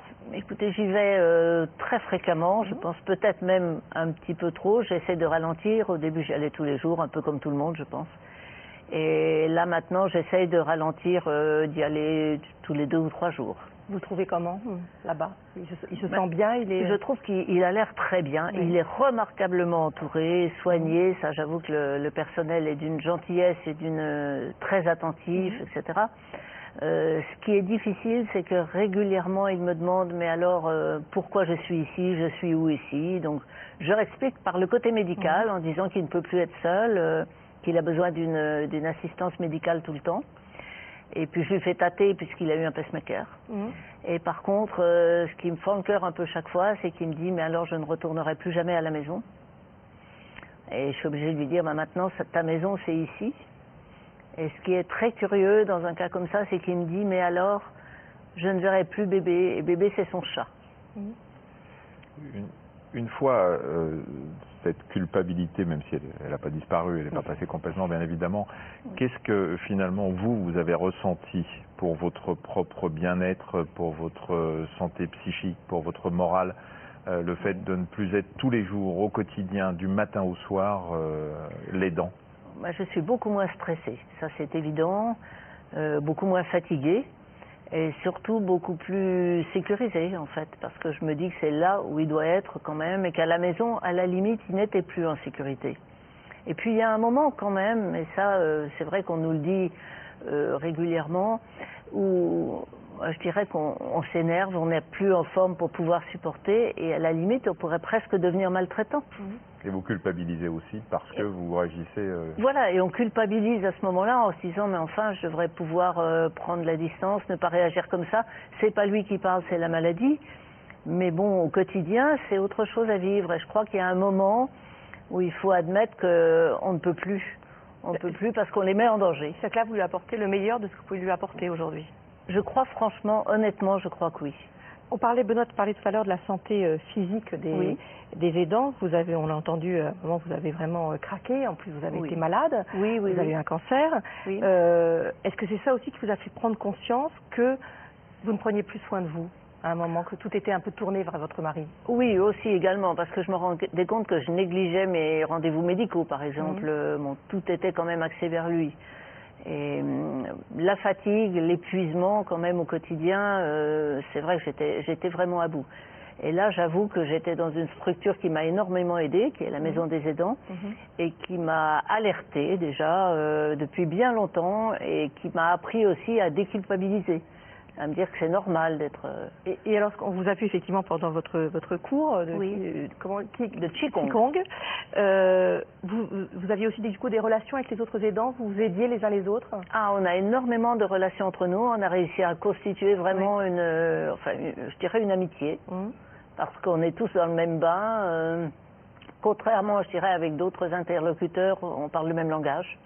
Vous donniez des conseils éventuellement? Vous partagiez des difficultés? Oui, on peut partager des difficultés. On s'appelle quand il y a un problème. Oui. Vous avez, ce sera notre dernière question, mais pour donner peut-être un baume au cœur aux gens qui ont du mal, justement parce qu'ils culpabilisent, vous approchez une certaine forme de quiétude, de sérénité, peut-être de bonheur aujourd'hui? De bonheur, c'est encore un petit peu tôt, je pense, parce que je crois... d'un certain côté, j'attends quand même que mon mari soit vraiment bien habitué dans cette structure, et là, je crois que je serai beaucoup plus sereine. Et je crois que surtout ce qu'il faut dire vraiment à tous les gens qui ont ce genre de problème, c'est de ne pas rester tout seul, et de se rapprocher justement des structures qui peuvent nous conseiller, parce que moi, sans ça, je crois que j'aurais pas arrivé à atteindre ce stade-là. Merci beaucoup. Merci beaucoup. On va retrouver nos invités et je voulais juste qu'on réagisse sur un point qu'on a un peu entendu avec Benoît tout à l'heure. Est-ce qu'il y a un problème de formation des médecins pour entendre les aidants en même temps que les aidés, qu'ils viennent en même temps à la consultation ou pas? Est-ce qu'ils sont assez formés pour s'intéresser à leurs problèmes ou réagir à leurs problèmes de santé psychique ou physique? Je crois qu'il y a une vraie révolution culturelle, on va dire, à faire dans ce domaine-là. C'est-à-dire que trop souvent encore, pour le médecin, la question, elle est technique. J'ai une réponse technique. J'applique un diagnostic et ensuite j'y réponds techniquement. Or, une grande partie du soin, c'est bien plus la bienveillance, c'est bien plus le lien avec la personne et c'est l'attention à l'environnement. Une personne, elle n'est pas seulement malade comme ça, elle est aussi malade dans un environnement social, un environnement économique, un environnement géographique, mais aussi évidemment un environnement familial ou de proximité, de proche. Et donc, s'intéresser à tout cela, c'est beaucoup plus large que juste la question technique. Et puis par ailleurs, ça veut dire, du coup, se dire aussi, la personne qui est juste à côté, que je prends pour l'auxiliaire un petit peu, si c'était aussi peut-être un être humain, une personne, une vraie personne, peut-être que je m'intéresse un petit peu à ce qui se passe. Simplement lui dire, et vous madame, et vous monsieur, comment ça va? Très souvent dans les témoignages, c'est ça qui ressort, c'est... Je vois 10 fois le médecin, à chaque fois, il s'intéresse que à l'aider, que aux malades, et moi, parfois, il ne me regarde même pas. Les gens disent, je suis transparent, je suis transparente. Donc là, il y a tout un travail, mais c'est un travail qui ne coûte rien, c'est un travail d'attention. Jean-Luc Noël, vous voulez dire? C'est difficile d'accompagner le cheminement dans l'abandon de qui était notre proche, le cheminement dans toutes les pertes qui vont apparaître et tous les équilibres qui étaient construits, qui se déconstruisent.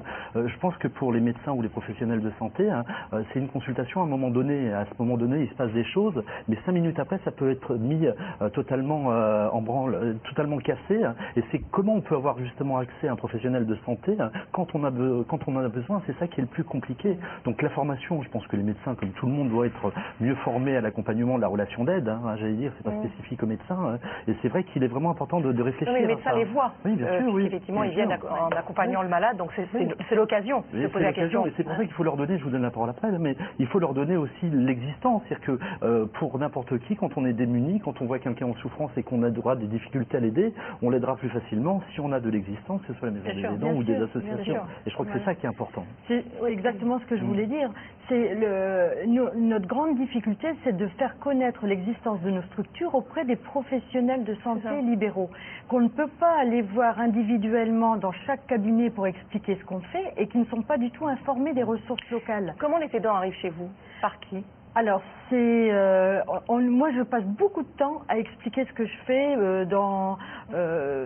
auprès d'associations, dans des réunions, auprès d'animations grand public.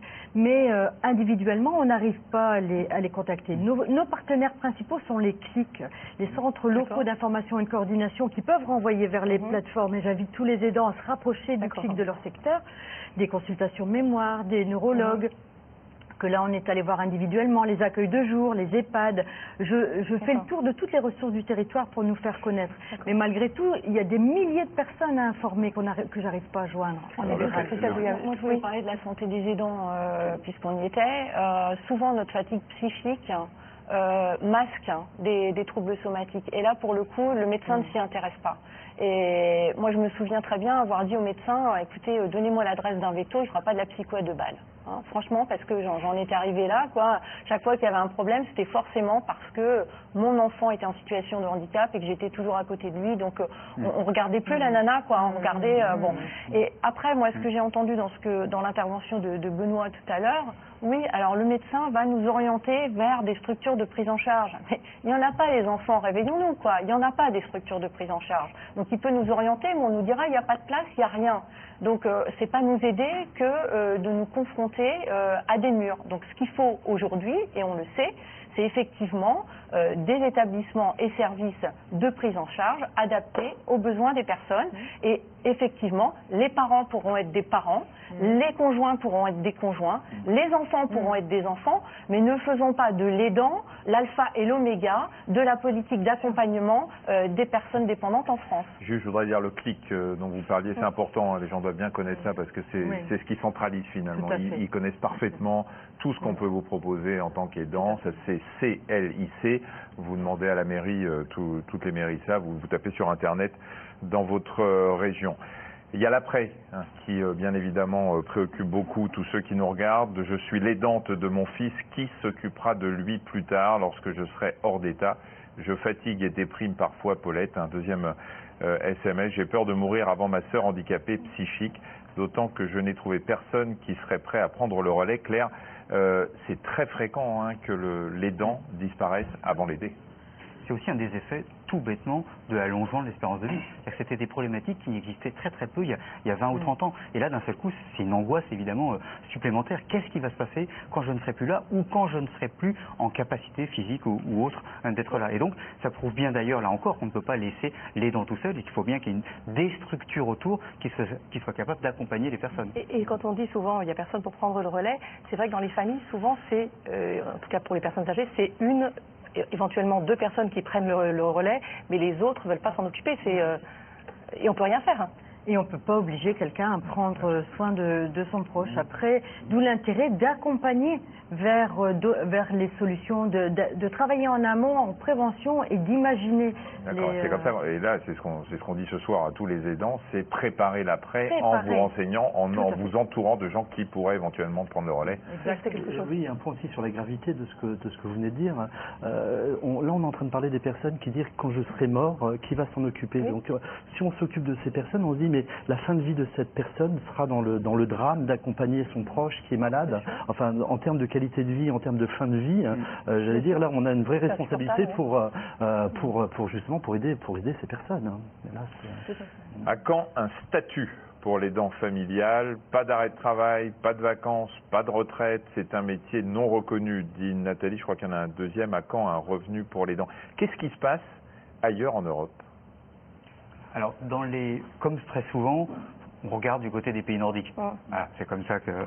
Et globalement, il y a un certain nombre de pays où les choses sont prises beaucoup plus largement et où en effet, il y a... Alors, le terme statut est très très discutable, mais en tout cas où il y a des soutiens, y compris des soutiens financiers, qui sont généralement, parce que les politiques sociales sont portées principalement par les communes, et donc ils sont portés par les villes, donc les personnes sont repérées, et à partir de là, il y a un accompagnement, sachant aussi d'ailleurs qu'on va faire le plus possible en sorte de permettre à la personne qui est aidante de pouvoir continuer, par exemple, à avoir une activité professionnelle, en se disant, cette personne-là, c'est un être humain qui a besoin de telle ou telle chose. Donc il va y avoir un accompagnement avec des structures, alors c'est pas le monde de oui, c'est pas le bonheur partout, mais où il y a un certain nombre de pays où on est plutôt dans ce type de logique-là, donc il y a des sortes de financements très très clairs qui vont vers la personne qui est aidante, mais en lui permettant aussi d'avoir sa propre activité. Mais en France, honnêtement, pour l'instant, un revenu pour les dents, on est quand même extrêmement loin. Quand on voit que ce droit au répit, le calcul a été fait dans ce documentaire, concernera 156 000 familles, alors qu'il y a 8 millions d'aidants, c'est du délire.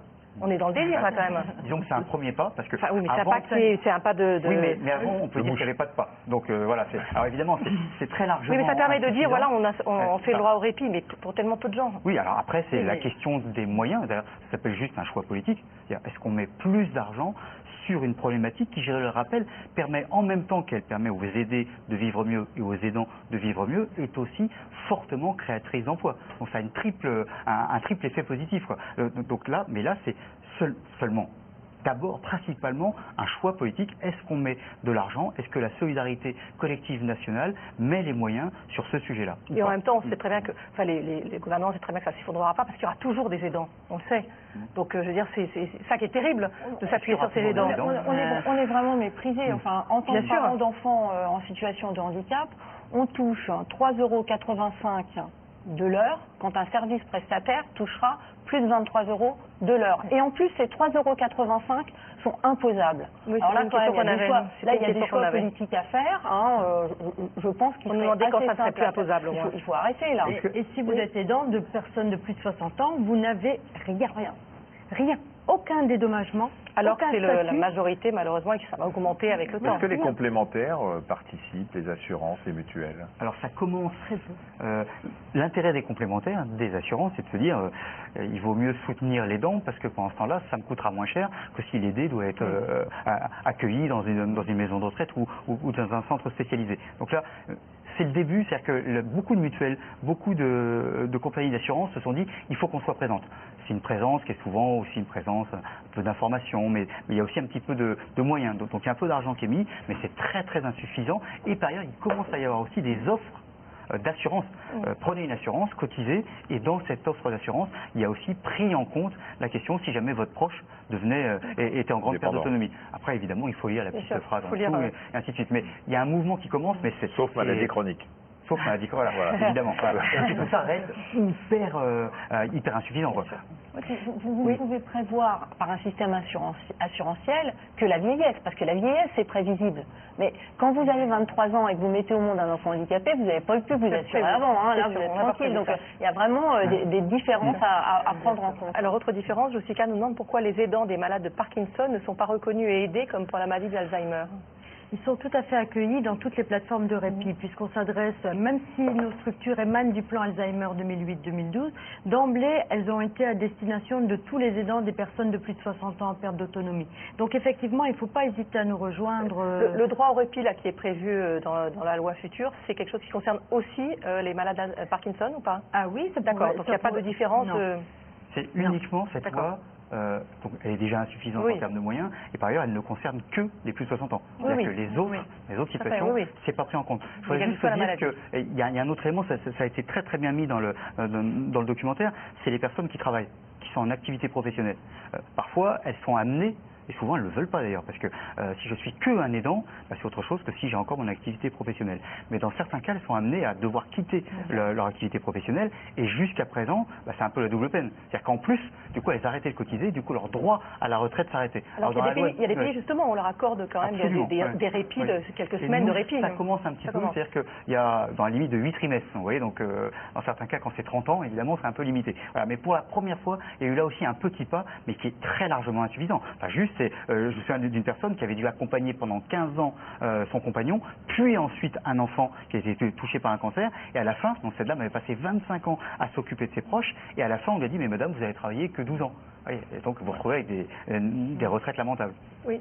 J'ai envie de rajouter avec les contraintes financières, certes, mais il y a aussi la position que la société va avoir. Il y a beaucoup d'aidants qui vont dire mais moi je peux plus sortir au cinéma parce que comme mon mari me demande toujours mais qui c'est qui a avec la honte qu'il peut y avoir, avec la difficulté, et ce qui fait que les personnes s'isolent de plus en plus. Donc c'est aussi quel espace social on peut offrir aux personnes malades à cohabiter avec les personnes non malades pour permettre en effet d'aller au cinéma, d'aller au théâtre et d'avoir une vie finalement qui est conforme aux attentes de tout à chacun. Et je crois que ça c'est important. Alors on nous interpelle aussi sur la formation. Avec 2 enfants handicapés, je suis livré à moi-même, je suis devenue aidante malgré moi sans formation. On a vu dans le documentaire un monsieur qui avait été formé pour poser la sonde urinaire à sa femme touchée par une sclérose en plaques. C'est au coup par coup, il n'y a pas de formation prévue pour les aidants en fonction de tel ou tel type de pathologie ou d'handicap.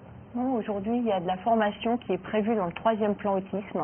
Voilà, donc elles se mettent en place laborieusement, mais c'est tout. Et pour autant, quand les parents sont formés, il faut qu'ils le fassent sur leur congé, il faut qu'ils prennent des congés du travail, etc. Donc il faut arriver à faire garder son enfant, donc c'est aussi des coûts. Enfin, je veux dire, c'est gentil, hein. Enfin, c'est bien mignon, mais c'est pas organisé, quoi. C'est pas dans la vraie vie, c'est un texte qui correspond pas à la vraie vie des gens. Parfois, c'est les associations d'ailleurs qui finalement mettent en place la société civile qui n'attend pas l'État et qui se dit nous-mêmes, telle association de malades qui prépare, par exemple avec France Alzheimer, c'est un petit peu ça. Il y a plusieurs structures qui font cela sur leur maladie parce qu'évidemment, être aidant à chaque fois, des sessions de formation. Mais qui est intéressant, ce que je trouve intéressant, c'est pas la connaissance pour la connaissance. La connaissance ne sert à personne si on ne sait pas l'utiliser. On l'a bien vu dans le reportage, c'est la capacité de pouvoir échanger avec les autres, de se retrouver soi-même, de trouver une bonne attitude, de trouver quelque chose qui va fonctionner. Et France Alzheimer fait des sessions comme ça très, très bonnes de formation. En plus, conjoint, on fait un bénévole d'Alzheimer et un psychologue. Enfin, il y a quelque chose qui se passe qui est intéressant. Enfin, il y a d'autres. Oui, et puisque disait Chantal, effectivement, en se retrouvant entre aidants dans les maisons des aidants, on échange et on se conseille. Voilà, bien sûr, on échange. Et puis, socialement. On partage avec l'autre et ça va plus loin qu'on partage la maladie. On partage aussi son histoire, on conforte son identité qui est quand même mise à mal. On conforte vraiment toutes ces choses. Dans les formations qui sont très protocolées, qui sont sur le même format que France Alzheimer que nous proposons, on voit bien que le besoin d'information et de formation par rapport à la maladie est aussi important. Comprendre les troubles du comportement, comprendre la maladie, ça permet d'avoir un comportement qui va faciliter la vie au quotidien. Parce que si on fait revenir tout le temps la personne dans la réalité de l'aidant, c'est pas possible. Elle a sa réalité et c'est vain de toujours vouloir... C'est normal, en même temps, on n'est pas préparé à ça, et on n'est pas fait pour ça, on n'est pas formé pour ça. Bien sûr. Sur un symptôme tout bête de trouble de reconnaissance, les malades d'Alzheimer, au bout d'un moment, ne savent pas reconnaître ce qu'est un verre. Donc si on leur dit prenez votre verre, ils peuvent tout à fait prendre les lunettes, ils peuvent tout à fait prendre leurs bras, et donc pas prendre le verre avec l'incidence que ça a, c'est-à-dire qu'ils ne vont pas boire. Une fois qu'on connaît ce symptôme-là, on peut donner le verre plutôt que de s'embêter à dire prends un verre, le mettre dans la main et d'accompagner. Quand on est salarié et aidant et qu'on a besoin de temps pour emmener la personne qu'on aide, tous les congés y passent. Denise, qui pose la question bien sûr des salariés, les entreprises publiques comme privées ont-elles des dispositifs adaptés pour les salariés aidants? On rappelle que ça correspond en moyenne à 16 jours d'absence d'arrêt de travail simplement pour aider. Alors, en tout cas, c'est le chiffre qu'on a eu tout à l'heure dans le documentaire. Il y a une vraie prise de conscience où ce qu'on a vu dans l'exemple de Bayard Presse est un exemple extraordinaire et que finalement les autres prennent un peu... Alors, on voit vraiment les choses bougent. Ça reste encore hyper minoritaire. La première réalité tout bêtement, c'est que dans à peu près une entreprise sur 4 aujourd'hui, il y a plus d'absentéisme pour un parent que pour un enfant. Donc du coup, les entreprises sont forcées de se confronter à la question. Donc ça pose des problèmes simplement de productivité, d'attention au travail. Donc à un moment donné, les entreprises, on leur dit, il faut peut-être commencer à regarder. Donc en quelques années, encore une fois, c'est très loin d'être majoritaire. Mais dans le reportage, il y avait par exemple cette expérience de responsable. Il y a à peu près une quarantaine d'entreprises qui ont adhéré d'une manière ou d'une autre à cette plateforme. Donc on voit que les choses commencent à bouger. On a parlé des RTT, et ainsi de suite. Il commence à y avoir des entreprises qui abondent, c'est-à-dire qui donnent des jours en plus. Des entreprises qui commencent à imaginer avec les mutuelles, par exemple, des moments de vacances en commun, ainsi de suite. Donc les choses bougent, mais d'abord, c'est principalement dans les grandes entreprises. C'est pas évident quand vous êtes un artisan avec 3 salariés et qu'un des 3 salariés a un enfant, par exemple, en grand handicap. Vous pouvez pas, avec toute la bonté du monde, à un moment donné, vous pouvez pas faire que 25% de votre force de travail s'arrête. Donc c'est aussi comment il y a une solidarité collective qui qui permet d'aider les personnes, par exemple, dans des entreprises beaucoup plus petites. Michel demande comment faire quand le malade est dans le déni de la maladie et qu'il refuse toute aide.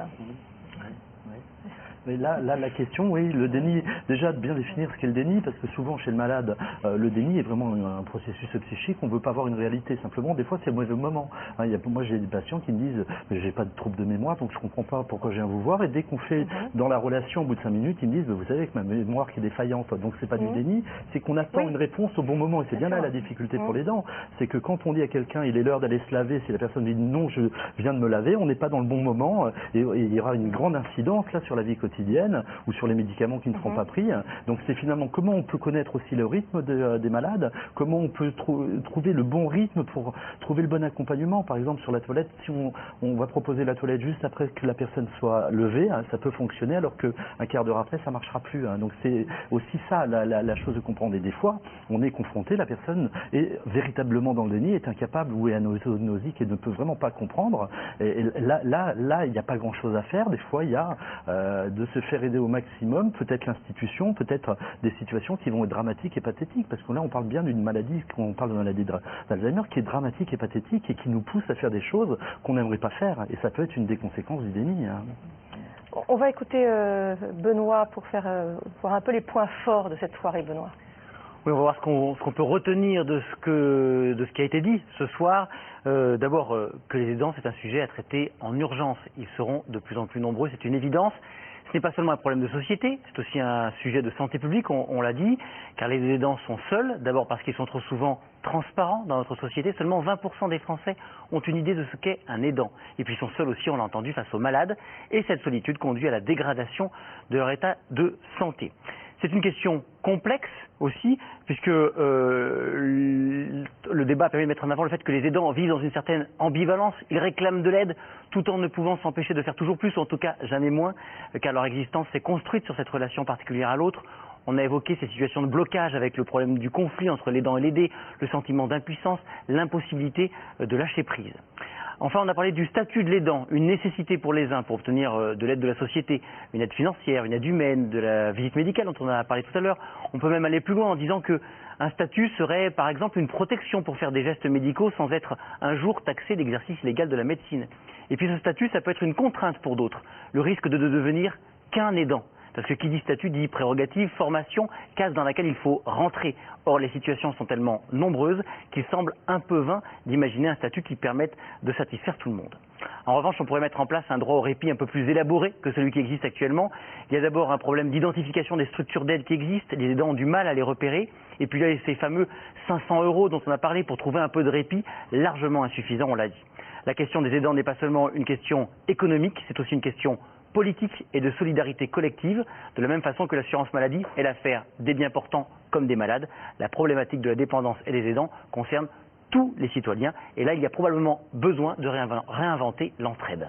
Merci beaucoup Benoît, merci beaucoup à tous les quatre d'être venus, merci infiniment à tous ceux qui ont témoigné dans ce document, merci à Gaël Chauvin pour la qualité de ce document et évidemment à Benjamin Battard et Benoît Thévenet pour la rédaction en chef de ce magazine. Alors pour plus d'informations sur les aidants, vous pouvez vous reporter à l'article paru dans le dernier numéro de notre partenaire Notre Temps. Vous le voyez ici avec Gaël Chauvin qui a réalisé ce documentaire. Prochaine enquête de santé, rendez-vous le 15 décembre. Vous pouvez également aller sur notre site allodocteur.fr pour avoir des informations complémentaires sur cette thématique ce soir sur les aidants. Et puis moi je vous retrouve demain pour le magazine de la santé. Et on finit avec ce témoignage. Je me suis occupée de mon papa pendant plus de 10 ans. Ce fut un pur bonheur. Je ressens du vide depuis son départ. Voilà, moi je vous laisse quelques jours, si vous voulez bien, pour un petit peu de vacances. Je vais voir. Je vous retrouverai mardi prochain, je ne sais pas, ça va être le 9, 10, je sais pas. Dans 8 jours, dans une semaine. C'est ça. Et donc c'est Benoît qui sera avec moi demain pour vous présenter le magazine de la santé et tout le restant de la semaine. Passez une bonne fin de soirée, à demain. Bonne fin de soirée, à très vite, au revoir.